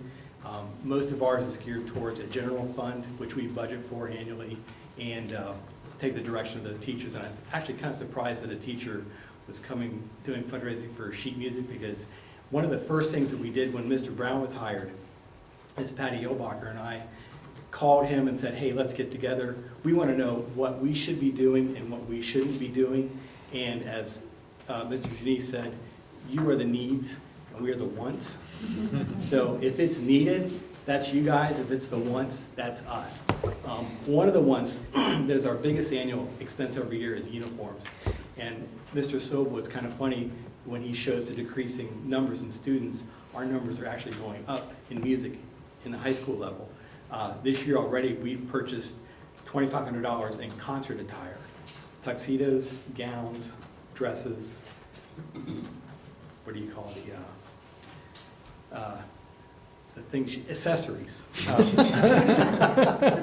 So our numbers are going up. If you just look at the raw numbers of the kids, and I just took the programs and went through these last concerts, 641 students in 7th through 12th grade are participating in music. We have a problem that nobody else in the area has. When you talk to other parents, their numbers are going down. They're finding it more difficult to maintain the programs. Our numbers are going up. Our level of program is going up. And I think, the choir concert was the best I've heard in a number of years. I think you're going to see some amazing things in the instrumental music. This year they split the bands, the concert bands, the top band and the lower band. I think that top band is going to do some amazing work with those kids. So we're all about supporting those. But the other question that, in more of the, what I actually came here to talk about first, before I give you the update, was the individual fundraising. And I know that as a parent, as many of you are, all of you are, that have students that participate in activities that are the parent-funded activities, such as the Global Scholars, the Steel Drum Trip, the 8th grade Washington, D.C. trip, and the list goes on and on and on. Those fundraising activities for our students that they use to raise money for their individual activities are very important. The one thing I will say to that is, so this year, I'm probably going to be having parent-funded activities of around $1,800 ourselves for my daughter. She's going to the drama trip next month. She's going to be going to Virginia Beach in May, and she had a band camp fee this year. So that's money, and those students need to have the opportunity to raise money as an individual. They go into their student accounts to be used for those purposes. The two things I will say about that is, number one, I'm sure that at some point the discussion happened between the teacher and the student and the teacher and the student and the parent about what that money was being raised for and how it was being raised. Number two, which we're all guilty of, is when that information is communicated, either we are not listening, or it's not being, or we're listening but not hearing, or we're not taking into consideration what is being said. So I think that a policy of making sure that the teacher, student, parent sign-off flow is there so that when those items come up where the students have an opportunity to raise money for themselves to go on these trips is supported. So, because when my daughter came home and said, hey, I raised X hundreds of dollars and I'm going to New York this year, I couldn't say no, because she had already done it. So, thank you very much and appreciate the time. Thanks, Thank Brett. And let me know in our meeting. Okay, excellent. Yeah, and, you know, my daughter is taking advantage of the Costa Rica trip, so that was $3,500, and I was glad that she was able to solicit some revenue from her grandparents and, you know, other people other than Mr. Brown, so, or Dad. So thank you. Board reports. Maybe that's another thing that has to be added to our Individual. research, is the individual Yep. research. Well, No, I think. I would like to see opportunities other than selling goods Mhm. as ways of of our kids fundraising. Whether, you know, I don't know what those are, but, you know, just the selling of stuff. I think I have 7 music students on my block. Those are knock out 7 houses for me right there, right? So I just think as part of the discussion, I would like to see other types of opportunities pursued. Absolutely. So I'm going to add that to your list. Okay. Okay. So on to board reports. Do you want to start with the Granville Education Foundation? Sure, I'd be happy to. The Granville Education Foundation received a great long list of requests for grants, and that felt really good because, you know, we're coming out of a time where we just didn't see as much motivation or as much innovative ideas come out, and we had a fantastic long list. We thought long and hard in the committee to look at those grants, did a lot of work on all of those, but found many, many very worthy requests. And so maybe a little bit in celebration of the 20th year of GEF, they've approved nearly $20,000 to fund nearly all of those grants. So the total was up to $19,510, which could be a record for the GEF's contribution for a single grant cycle. But feels good based on the strong support that we continue to get from the community.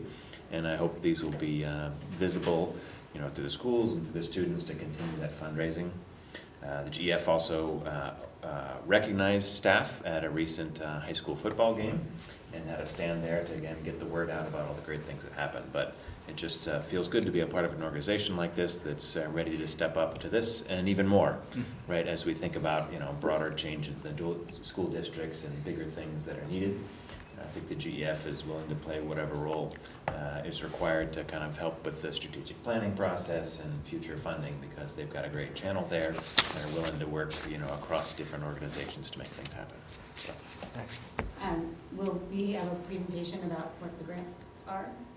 Yeah, so I don't know if they've been, they weren't communicated yet to staff, or maybe Right. not finalized because there were a few tweaks in terms of the level of them, but maybe next month I can bring back a list of what those were and show them off. Great. I'm Yeah. interested to know Yeah. what was applied for. Yeah, they went to all the different schools in the district, and it was a great list, so I'll bring back some. Any questions? No. In terms of legislation, not much is happening. Everybody's campaigning. You know, of course, we're still looking at what's happening with the Common Core state standards. That's House Bill 597. They, I guess, canceled some testimony at the end of September, and then they rescheduled some for October 14th, but it was only if you supported the legislation, meaning that you opposed the Common Core, could you testify. I don't know if that actually happened or not. It did. So only those supporting the bill could testify at that point. So we were encouraged to continue to, if, you know, in opposition of the bill, contact our state legislatures. But other than that, you know, we're still, everything's kind of in a holding pattern. Nothing's really happening. In terms of CTEC, I don't know if I've updated, they were part of a consortium of 9 career centers that applied for a straight A grant, and they were awarded quite a lot of money. But it's on robotics and advanced manufacturing technology education collaborative. And so these 9 career centers around the state of Ohio are involved in this grant to implement, to buy materials and supply, equipment, thank you. Hard time with words these days. Equipment to allow them to, students to obtain certification in robotics, in maintenance technician certification, in welding certification with robotics. CTEC's going to be spending money to purchase robots, industrial maintenance equipment, CNC equipment, which I can't remember what that is, computer equipment, classroom kits that will allow some mobile robots so that they can go classroom to classroom and also outside the building, professional development, and they're in the process of aligning this robotics piece with their current curriculums in electronics, in they have a robotics manufacturing program as it is, and so and maybe even some secondary alignment with architecture, the architecture and design program.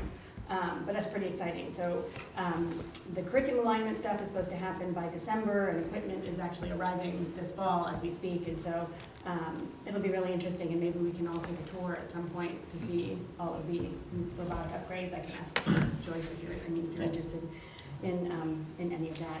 And then the other thing I wanted to mention is related to the career tech policy update that you mentioned, that Mr. Brown mentioned earlier, that CTEC has offered to provide home districts with assistance in developing either a policy on how you want to do career tech in 7th and 8th grade, all the way up through helping you plan a program if that's what you wanted to do. And so they're coordinating with home districts in order to provide, because they are the experts, and so to help, depending on what level of programming we want to put into the middle school, they offer to collaborate with us. And in part, that's because whatever we put into place, they are actually ultimately responsible for.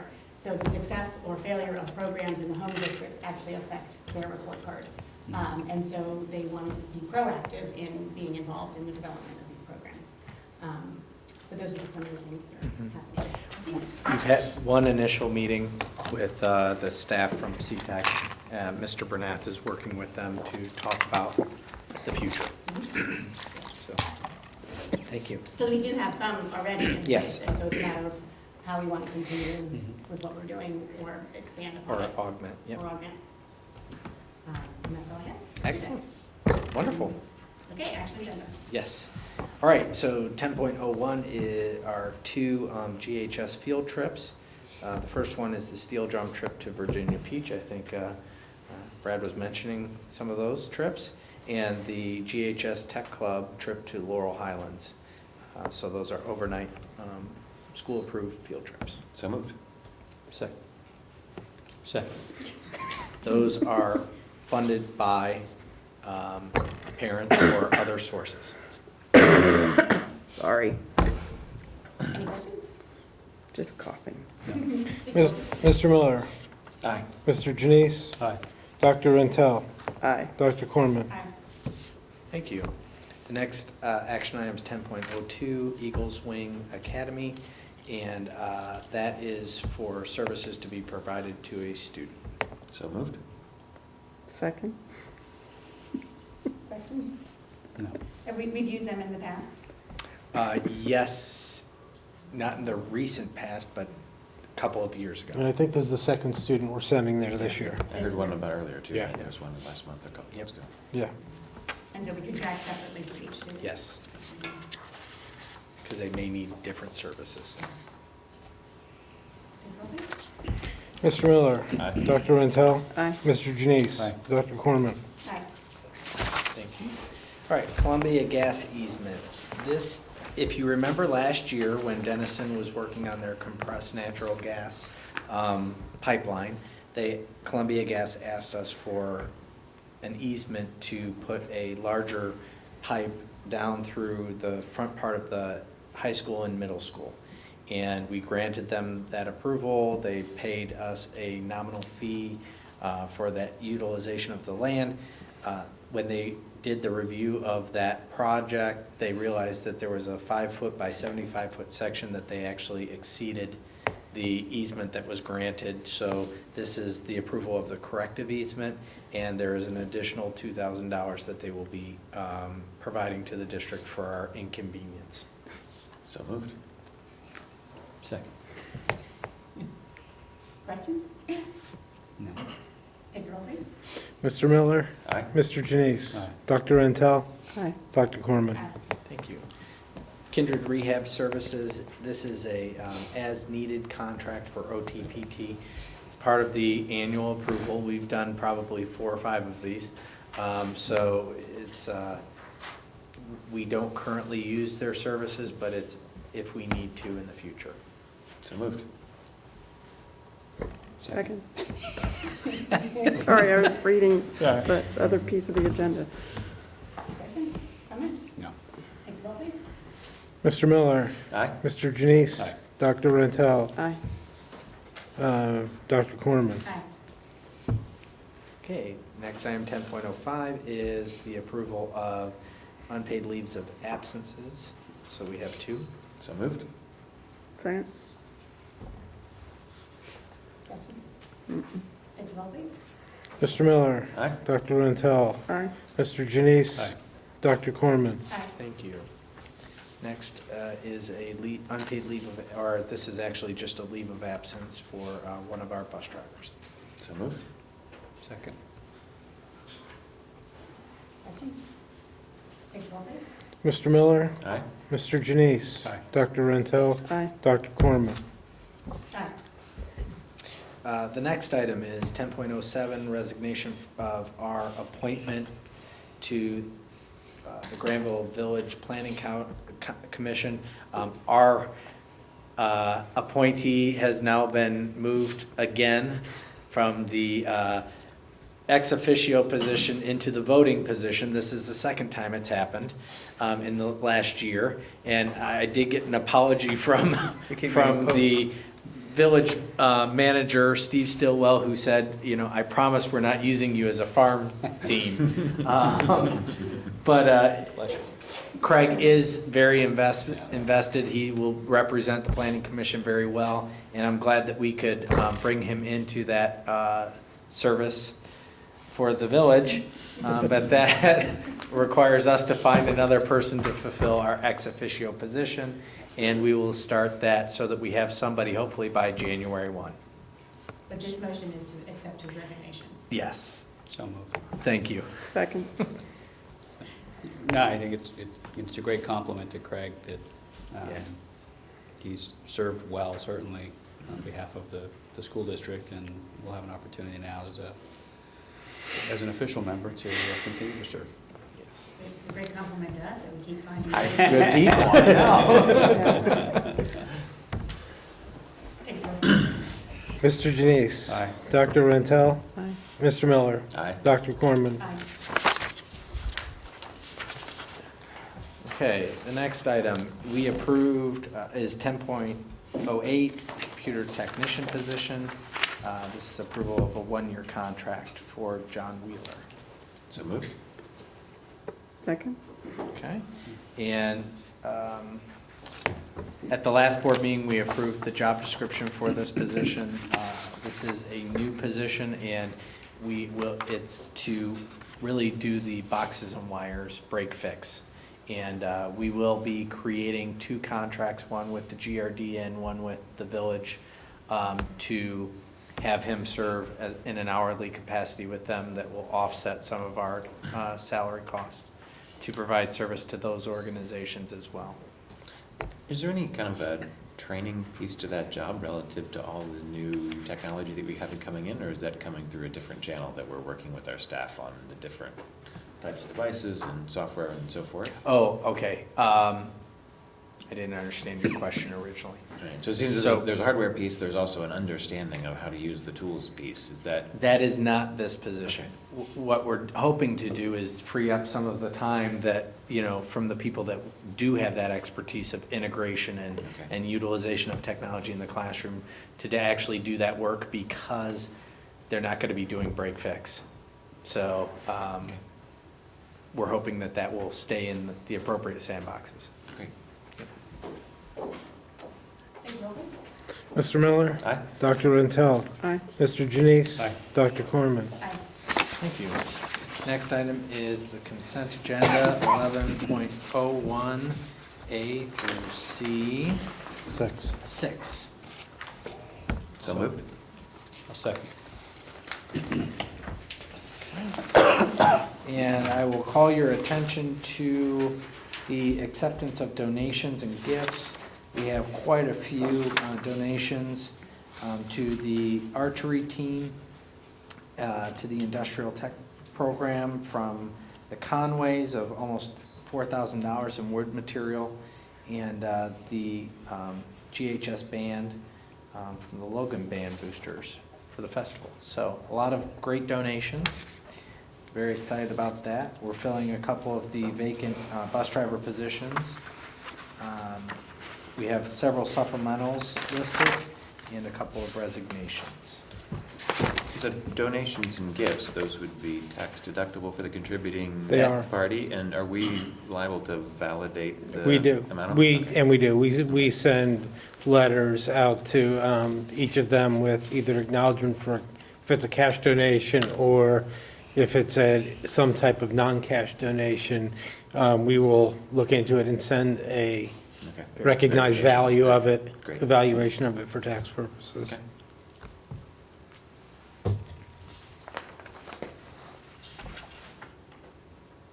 Sorry, take the wrong. Mr. Miller? Aye. Mr. Janice? Aye. Dr. Rentel? Aye. Dr. Corman? Okay, that takes us into the financial Okay. portion of the meeting. First will be the approval of the September financial report. Get a motion, I'll give a quick, So moved. Second? okay, I will just give a quick summary because I believe I've used up most of my allotted one meeting time before I get things thrown at me by the staff. They're laughing. They were Yeah, it's 'cause threatening me earlier. It's not 9 yet. Again, yeah, we covered most of the important parts of where we are financially. Just a summary of September. Things are on target where we're expecting to be. The only big revenue item out of the ordinary was we did get our final payment in lieu of taxes from the township for the Kendall TIF. This will be ending now, and that will be now coming to us in the form of property taxes going forward. Expenditures, you'll see some charts later on that you will see are right on target.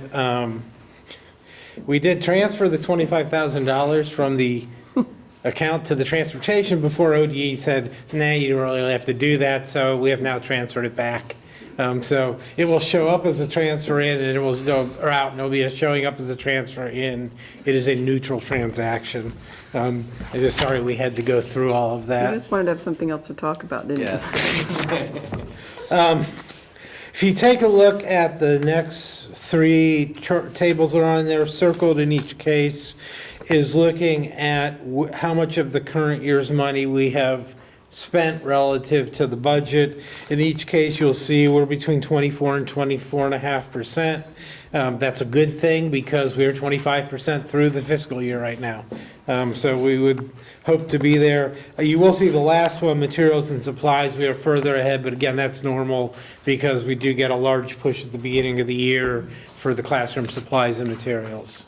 So again, everything looks to be okay. The cash flow graph at the end you saw in the 5-year forecast, that's no different. So again, we're in good shape in our spending. Our revenue side, we should be getting the values from the county auditor for 2014 taxes collected in 15 in the early part of November. So in a couple weeks, we should be getting those values, and that'll let me calibrate the forecast for the revenues, although I don't think it's going to be largely different from what I've been forecasting. Any questions? No. Okay. Take a roll.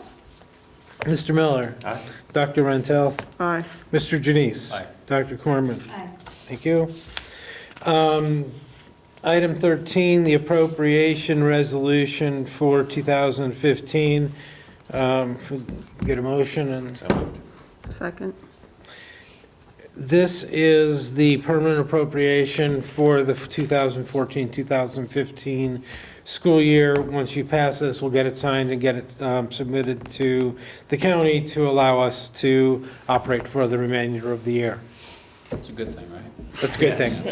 Yep, that's a good thing. That was fantastic. Yep. Take a roll, please. Mr. Miller? Aye. Dr. Rentel? Aye. Mr. Janice? Aye. Dr. Corman? Aye. Thank you. Item 14, the adoption of the 5-year forecast. You should have that in your packets. So moved. Second. This will just be your adoption and the formal submission of everything that you saw in the presentation earlier. I did send out the notes to everybody that go with the forecast. I sent them out Friday. And those are, the two together, what are required to be submitted to the Department of Education, which I will do before the end of this week to get us in before they are due next Friday. It's a good report, and the Thank notes you. were very helpful. Presents a picture of a reasonable opportunity for us to continue to try and control the costs we can control and see if we can be creative around the costs, like health insurance that we haven't been able to control. And also, to me, affirms the fact that the levies that the community passed give us that window of opportunity for a period of time now to focus on our primary job, which is educating students, while also putting in place or having discussions about putting in place some economic sustainability initiatives in the community, and look forward to that discussion as well.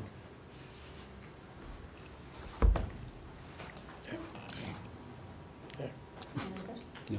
Take a roll, please. Mr. Janice? Aye. Dr. Rentel? Aye. Mr. Miller? Aye. Dr. Corman? Aye. At this point, I'd like to accept a motion to adjourn. So moved. I'll second that. The most No important one. questions. Dr. Rentel? Oh, aye. Mr. Janice? Aye. Mr. Miller? Aye. Dr. Corman? Aye. Thank you. No one has ever voted no. I know. Oh, yeah, no, thank you. And I'm going to kind of see how Karen, he's doing well, but I'm a little leery about putting him in public places. I get that. Buff, you can make it great. Yeah, no. Low-key, very good. No contact sports. Bring your, we have to get a pumpkin yet. This may break me if I have to bring a pumpkin. Really? What's up with that? Every time. I know. Your family, your pumpkin carving